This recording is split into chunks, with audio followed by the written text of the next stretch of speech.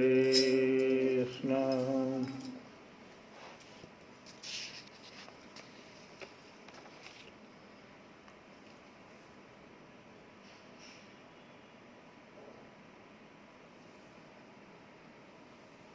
हम लोग कथा में सुन रहे हैं भगवान के भजन को कैसे करना चाहिए। भागवत धर्म क्या है, इस पर जो 9 योगेश्वर हुए उसमें सबसे पहले योगेश्वर जिनका नाम कवि था,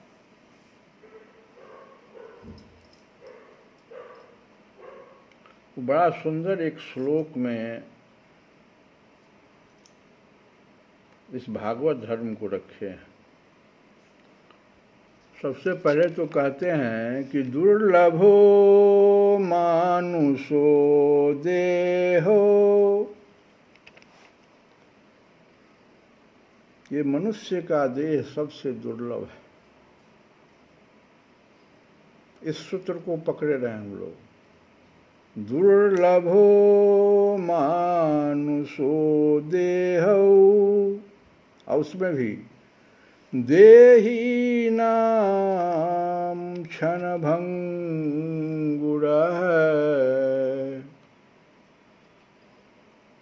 एक तो दुर्लभ है और क्षणभंगुर है। कब चला जाएगा, तुम्हारे हाथ से घसक जाएगा। लेकिन इससे भी दुर्लभ कह रहे हैं भगवान की सत्संग है। तत्रापि दुर्लभम मन्ये वैकुंठ प्रिय दर्शनम। ये सत्संग जो है, जो भगवान वैकुंठ प्रिय दर्शनम, भगवान को भी ये बहुत प्रिय है। अगर वो कोई कराने के लिए, जैसे उस ये बात कहाँ से उठी? ये उठी तब जब यज्ञ करा रहे थे राजा निमि, और उसी समय में 9 योगेश्वर आ गए और उन्होंने यज्ञ बंद करवा दिया। तो पूछ दिया योगेश्वरों ने कि भाई ये क्या किया आपने? आप तो हवन स्वाहा स्वाहा कर रहे थे, इसको काहे बंद कर दिया? तो यही बात जो है वो कहे, राजा निमि बोले कि दुर्लभो मानुषो देहो, ये हम जानते हैं, और यह भी जानते हैं कि देही नाम क्षणभंगुरः, लेकिन जो दुर्लभ, अभी आप जो आ गए, तत्रापि दुर्लभम मन्ये वैकुंठ प्रिय दर्शनम। और हमको आप अब आए हैं तो भागवत धर्म समझा दीजिए, इस यज्ञ को हम बाद में कर लेंगे।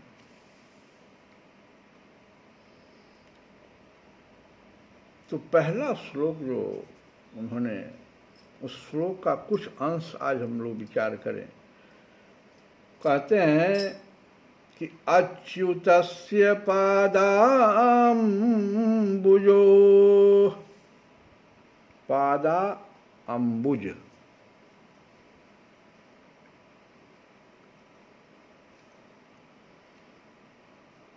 पाद कहते हैं चरण कमल को, अम्बुज कहते हैं चरण को, पाद कहते हैं, अम्बुज कहते हैं कमल को। और चरण हमारे भी है। बड़ा बहुत बढ़िया बात है। सो देखो, चरण को कमल क्यों यहाँ कहा गया? भगवान के चरण को कमल कहा जाता है। चरण तो हमारे पास भी है और भगवान के पास भी है, लेकिन भगवान के कमल को चरण कमल कहा गया। क्यों?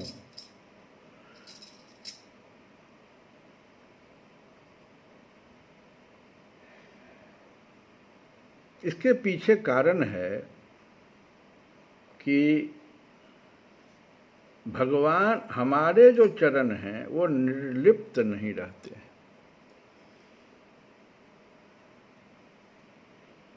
जहां हम संसार में गए, विचरण के चरण से पहले बी लगा दो। विचरण जैसे हम करते हैं हम फंस जाते हैं। लेकिन भगवान के भी चरण हैं, लेकिन वो निर्लिप्त भाव में रहते हैं। जैसे कमल, कमल जल में रहकर भी डूबता नहीं है। जैसे जैसे जल बढ़ता है कमल ऊपर उठ जाता है। हम जगत में विचरण करते हैं, लेकिन हम जगत में फंस जाते हैं, संसार में डूब जाते हैं। तो हमारा चरण कमल नहीं है। तो अब हमको क्या करना चाहिए? क्यों ये जो कवि थे इन्होंने इसी से क्यों शुरू किया? अच्युतस्य पादाम्बुजो, भगवान को कहा अच्युत, जो कभी च्युत होते ही नहीं। लोहे का सबसे बढ़िया उदाहरण लोहे को लिया। कहते हैं कि रहो दुनिया में ऐसे तुम, कमल रहता जो पानी में, लेकिन ये हो नहीं पाता है। तो हमको किसी का सहारा लेना चाहिए। किसका सहारा लें? तो लोहे का उदाहरण। लोहे का छोटा सा भी कील लो, छोटा से छोटा, लेकिन जल में जैसे हम डालेंगे जल में वो डूब जाएगा। लेकिन उसी लोहे के कील को, हजारों कील को, एक नहीं एक एक हजार कील एक नाव में आप ठोक दीजिए। नाव में, नाव जो बनाया जाता है तो नाव में आप पूरा कील ठोक दीजिए। अब वह कील नहीं डूब रहा, क्योंकि सहारा किसका ले लिया? नाव का, जो जल में डूबता नहीं। ठीक इसी प्रकार से हम मनुष्यों को भगवान के चरण कमल का सहारा लेना चाहिए।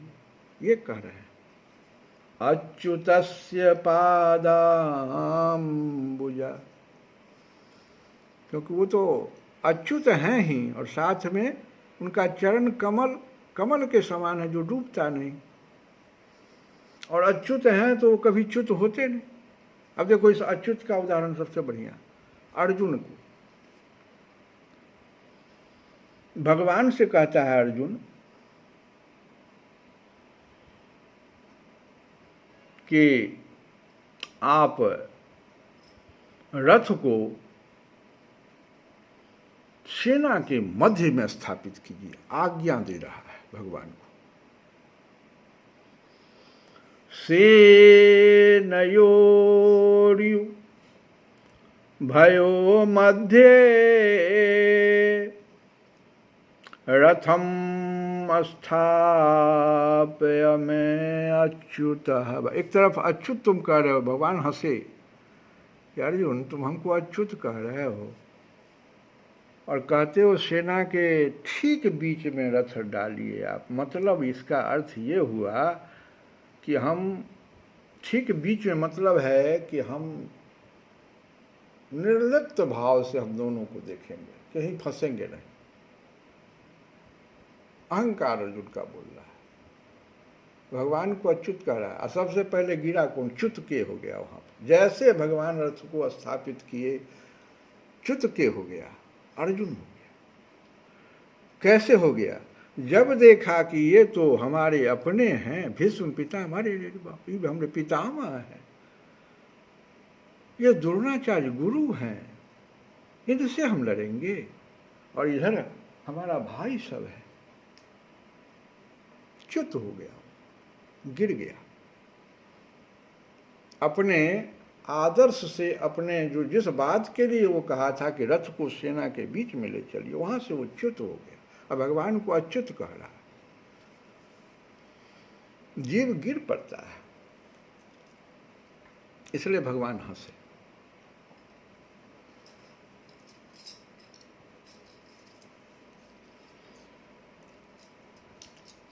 भगवान सोचते हैं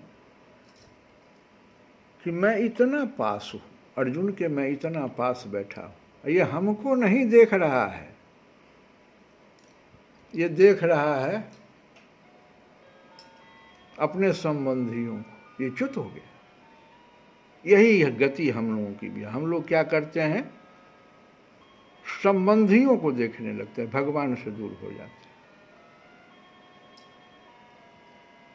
जबकि कोई नाता रिश्ता नहीं, सब बेकार की चीजें। ये तो आपको सिर्फ अपने को संभालने के लिए भगवान ही कई रूपों में इस आ गए हैं नाते रिश्ते में, कि आप संभलिए, आप इस बार अपना नदी पार कर लीजिए, संसार ये जो है इसको आप पार कर जाइए, हमारे चरण कमल का सहारा ले लीजिए।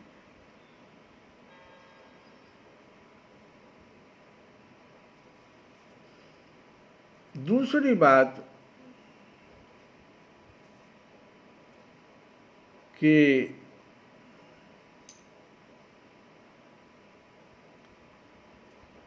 ये कमल जो है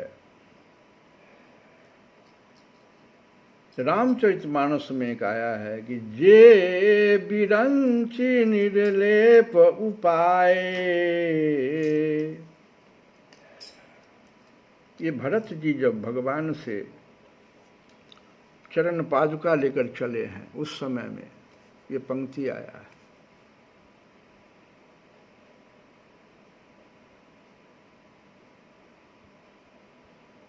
पदुम पत्र जिमि जग जल जाए, जगत में रहते हुए भी जगत से आप अनासक्त होकर के रहे, ये कमल कह रहा है।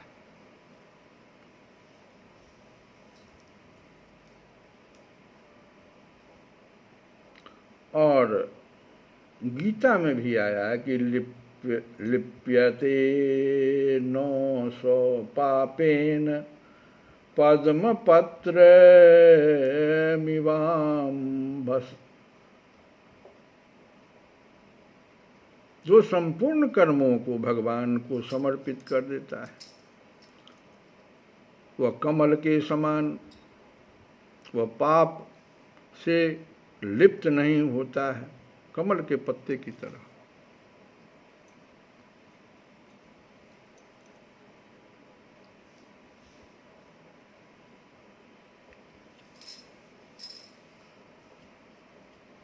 हम जगत में डूबे बिना रह नहीं सकते।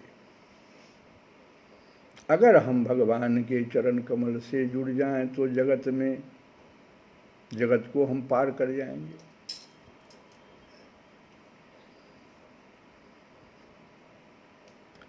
अब देखो, धावेन, आगे कवि जो नौ योगेश्वर हैं आगे कहते हैं कि इस तरह से जब आप हो जाइए, भगवान के चरण कमल का सहारा ले लीजिए, तब आप आगे क्या कीजिएगा कि धावेन निमिल्यवान अस्खलेन पते,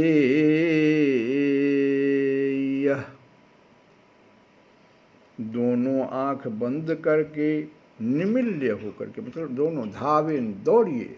आप जैसे ही भगवान का चरण कमल पकड़ लिए, अब कहते हैं आप आंख बंद करके दौड़िए।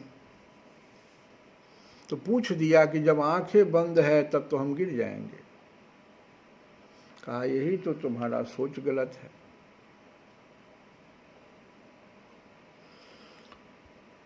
एक वृंदावन में बहुत बड़े संत हुए, उनसे जब यह प्रश्न कर दिया, अखंडानंद जी नाम था, तो कहे क्या कि जो अकेला दौड़ता है वही न गिरता है, लेकिन जो चरण कमल को पकड़ के अब दौड़ रहा है, आंख बंद है, उससे क्या, भगवान तो उसके हाथ को पकड़ लिया, अब वो गिरेगा कैसे।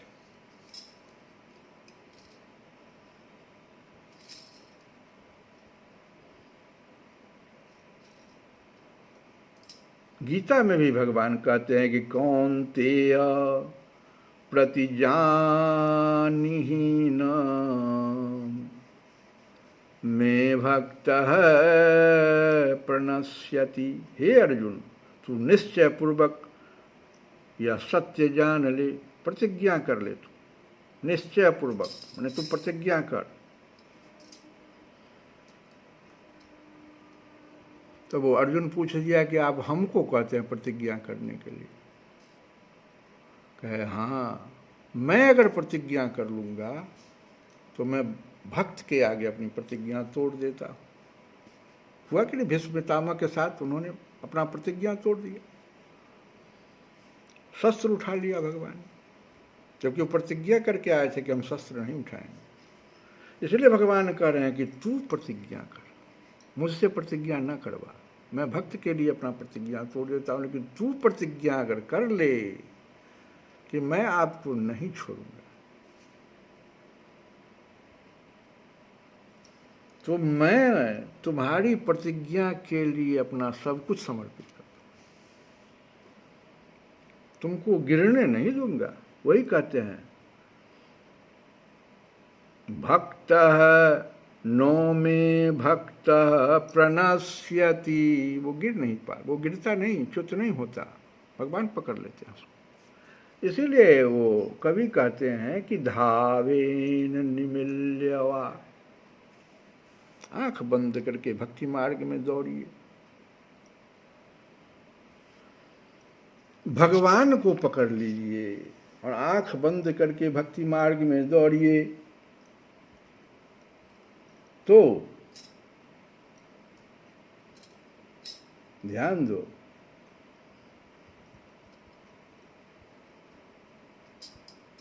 आंख का काम भी नहीं है कि भगवान का दर्शन करा दे। क्यों नौधा भक्ति में सबसे पहले श्रवणम कहा गया? ये कान का काम है। भगवान जी गरुड़ पर सवार होके आते हैं, ध्यान दो। गरुड़ के पंखों से वेद ध्वनि निकलती रहती है, भगवान उसी पर सवार होके आते हैं। तो हम जो भी सत्संग कर रहे हैं ये वेद ध्वनि है, और आपके किस इंद्रिय के द्वारा आपके पास पहुंच रहा है? आंख से जा रहा है? नहीं, कान से जा रहा है। तो आंख का तो काम भी नहीं है भगवान को देखना। रुक्मिणी जी पत्र में लिख रही हैं परम सुंदर, तो भगवान पूछे, जब शादी हो गई तो पूछे तुम परम सुंदर कैसे मुझे लिखा, तुम तो देखा नहीं मुझे। कहा श्रवणम, बहुत सुना आपके बारे में, आप मेरे हृदय में आके बैठे, देख लिया मैं।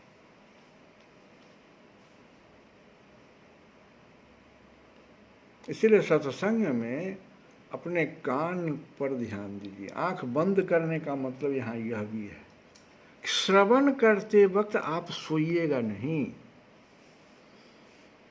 जो सती से हो गया था, भोले बाबा कथा सुन रहे हैं, सती जो है आंख बंद कर,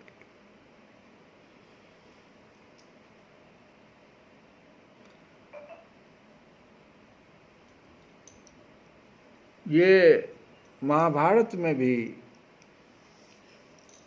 जो अभिमन्यु मारा गया, क्यों मारा गया? क्योंकि वो जो बता रहे थे वो कि कैसे निकलोगे उस चक्रव्यूह से, मांस हो गई निकल, सारी कथा वो सुन ली, कैसे बनाना है वो सुन ली, लेकिन जिस समय वो हो रहा था कि चक्रव्यूह से निकलना कैसे है, वो सो गए। बहुत सारा उदाहरण है। श्रवण को बहुत ऊंचा रखिए भक्ति मार्ग में, आंख को बंद कर लीजिए।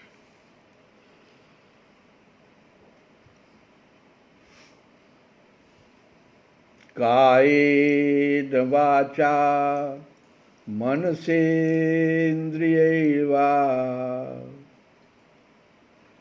बुद्ध्यात्मना वानुसृतः स्वभावतः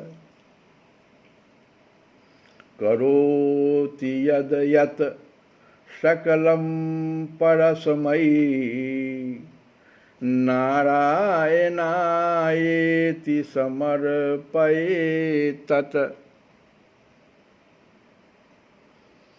कहते हैं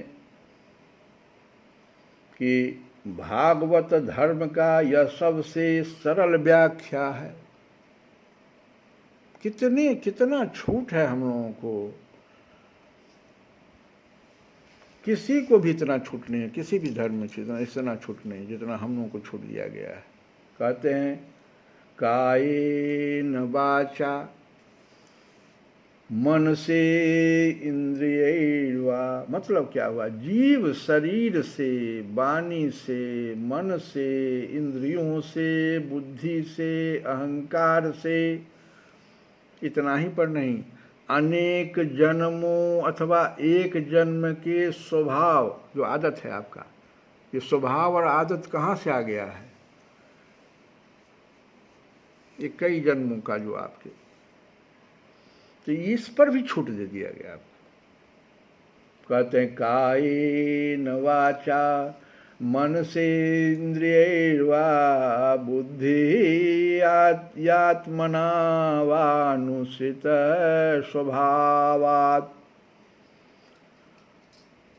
इन सबों से आपको छूट मिल गया। क्या छूट मिला? जो जी करे, करोति यद यत, जो जी करे करो। भागवत धर्म देखो क्या कितना हमारे लिए सरल कर दिया गया है। एक कवि महाराज नवयोगेश्वर जो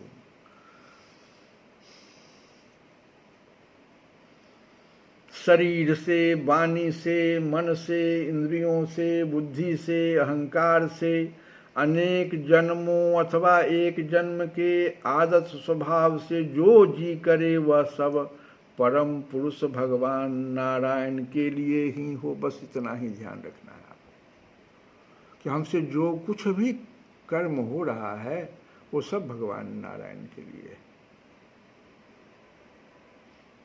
इसी को शरणागत कहते हैं। इस भाव से उन्हें समर्पण कर दे। बस इतना ही तो करना है। कर्म जब हो जाए तो मन से इस बात को मन में, भाव में ऐसा लाइए कि जैसा आपने कराया है भगवान। आप कहिएगा आपने कराया, ये बात कहाँ है भाई? तो ध्रुव का उदाहरण सबसे बड़ी। बालक ध्रुव था, भगवान आ गए। अब उसको स्तुति आती नहीं थी, वो तो कोई शास्त्र पढ़ा नहीं था। भगवान क्या किए?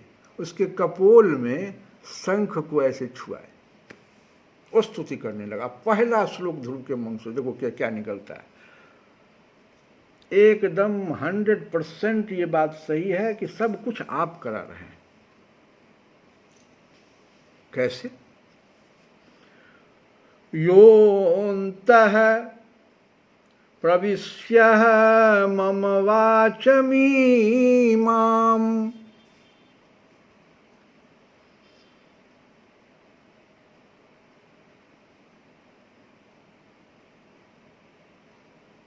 योऽन्तः प्रविश्य, आप मेरे अंतःकरण में प्रवेश कर गए।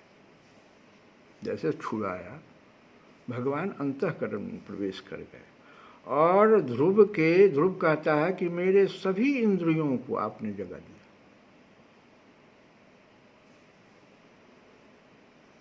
योऽन्तः प्रविश्य मम वाचमीमां प्रसुप्तां, जो सोया हुआ था,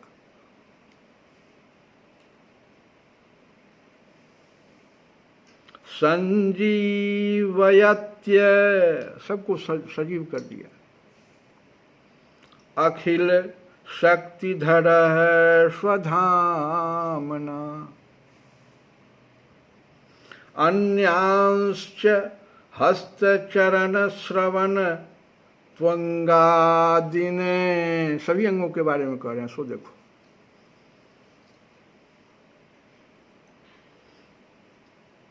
प्रणाम नमो भगवते पुरुषाय तुभ्यम।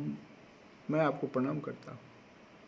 क्यों प्रणाम करता हूँ? जो सर्वशक्तिमान श्री हरि मेरे अंतःकरण में प्रवेश कर सोई हुई वाणी को सजीव करते हैं तथा हाथ पैर कान और त्वचा आदि अन्य इंद्रियों को भी चैतन्यता प्रदान करते हैं, वे अंतर्यामी भगवान आप ही तो हैं। आपको प्रणाम है।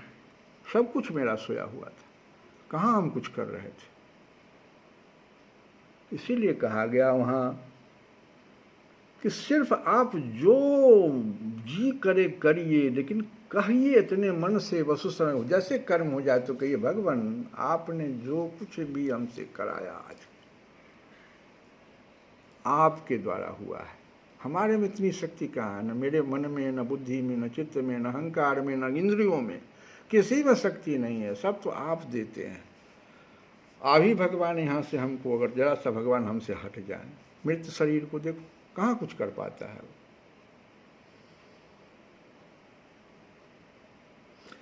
अगर इस सूत्र को हम लोग समझ गए तो जो हम कहे थे कि दुर्लभो मानुषो देहो, ठीक है दुर्लभ है, क्षणभंगुर भी है, लेकिन तत्रापि दुर्लभम मन्ये वैकुंठे प्रिय दर्शनम। ये सब संत वाणी से होगा, ऐसे हम में कहाँ से आएगी। अगर इतना हम लोग समझ गए तो एक भजन भगवान को सुनावें कि दशा मुझे दीन की भगवन संभालोगे तो क्या होगा। दशा मुझे दीन की भगवन